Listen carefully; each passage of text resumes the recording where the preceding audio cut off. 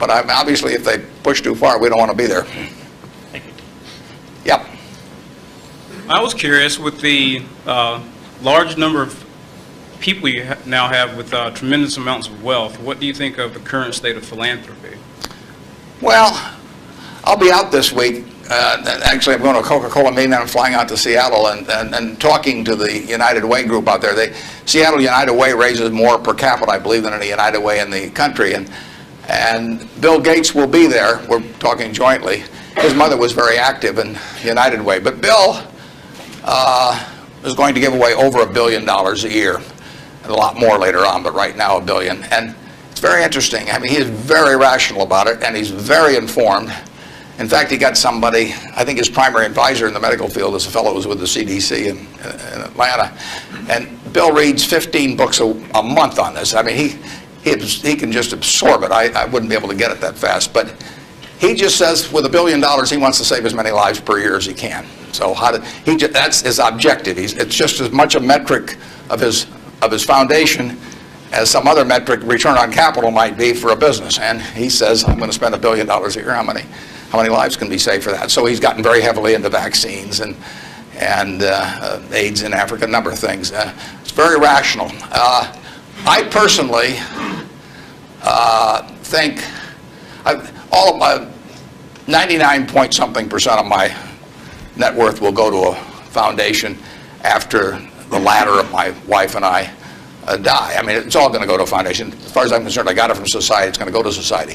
I've written a letter to my trustees, and I've got very few trustees. If you got a whole bunch of trustees, in my view, they just homogenize themselves down to sort of a lowest common denominator, because you get 30 people in a room, and prestigious people, but they'll all have their particular alma mater, and they'll all have their particular hospital, and it'll become a big trade-off game. You know, it'll be a little like Congress. So I have very few people, and I don't give them anything specific, because I tell them their judgment above ground will be better than my instructions from 6 feet underground. So I don't like to think that, but it's true. So I tell them, look, the society are the ones that don't have a natural funding constituency or are just damned intractable and very difficult to solve. So I tell them I am not going to haunt them at all if they spend big money on some terribly important problem and they fail, because they're taking on tough problems. When I buy businesses, I'm buying easy businesses. But the reason the big problems of society are big problems is that they're damn tough to solve. So they're swinging at bad pitches. I'm swinging at easy pitches in business, but they have to swing at bad pitches. But I tell them I want them to try and do it. And if they fail, it doesn't bother me at all. I tell them if they give $1 million here and $1 million there and $1 million there, they're not going to sleep, because I'm going to be haunting them. I'm going to come back every night. You know, I do not want the eyedropper approach used to philanthropy. But I want them to use their judgment to look at important problems that do not have a natural funding constituency. You know, if the government's going to fund it, fine. You know, I mean, they should be funding important problems, but we won't need to do it. The role of private philanthropy, in my opinion, is to fund things that don't have the natural constituency, and that's what Bill's doing. There aren't a bunch of people around that you can make an emotional appeal to make vaccines available to millions and millions of kids around the world. It doesn't tug at anybody's heartstrings. You can't name buildings after them. I mean, it just isn't the sort of thing that you can raise money for on an emotional basis. And there's nothing wrong with raising money on an emotional basis. But that is a problem that won't get solved by a funding constituent that's responding to that.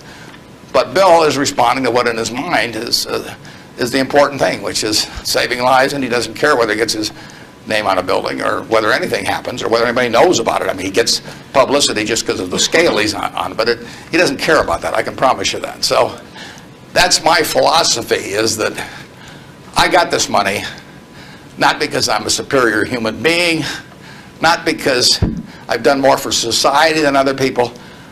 I was wired the right way to be dropped into the United States at this particular time. I mean, it's a huge capitalistic society, and I'm wired, no credit to me, but I just born that way, so that I'm better at asset allocation than other people to some degree.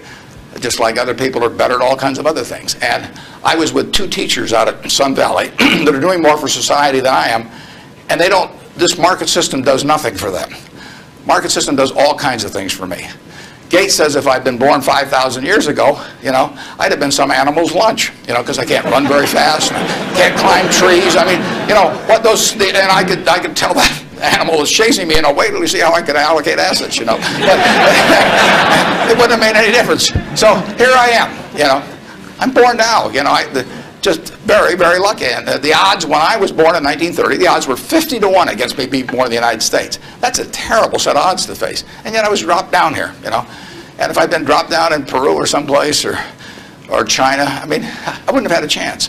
So society is what does it for you. And it should go back, in my view, it should go back to society. If you've been lucky enough to be dropped into a society where your particular wiring pays off big, that's just luck. And there's nothing wrong with being lucky. I don't feel guilty about it or anything else, but I also don't feel that, I feel I have a lot of fun doing what I do, but I feel the money should go back into society, and it should go back as intelligently as it can. And the best way to do it intelligently is to have high-grade and intelligent people administering it at the time. And you don't know the problems that are going to be out there 10 years from now or 20 years from now or 30 years from now. But I do know if I've got a small number of high-grade, smart people, and high-grade is more important. If you gave me 20 extra points of IQ, but cheated a little on the high grade, I wouldn't take it, because they got to be. There's so many chances to do things in a petty way, or to try to. I mean, people get subverted in their own minds to their own interests rather than the interests of the institution. So I really want super high-grade people doing it, and I've got them. And I think the money might do a lot of good, it may do no good, but it'll be operating in fields where if it does some good, that good probably wouldn't have been done otherwise. Yep.